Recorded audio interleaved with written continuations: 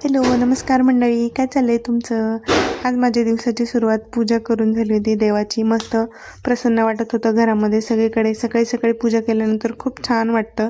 अशी माझी पूजा झाली होती. पूजा वगैरे आटोपली. आद्विकला स्कूलला पाठवलं. माझी सगळी घरातली कामं आवरली.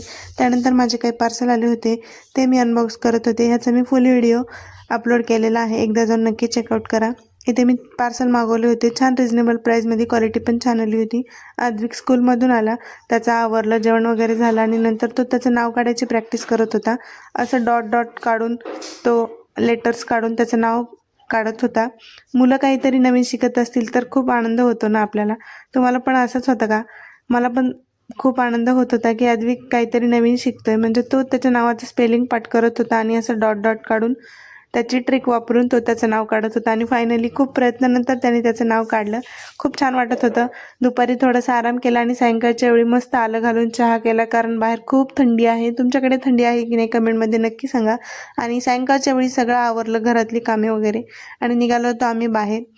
घरात बसून खूप बोर झालं होतं दिवसभर, म्हणून थोडंसं फ्रेश होण्यासाठी बाहेर निघालो. बाहेर आम्ही निघालो होतो तेव्हा 6 वाजले असतील. थोडासा अंधार पडला होता, बाकी पडायचा होता. इथे आम्ही सिद्धेश्वरच्या मंदिरला आलो होतो.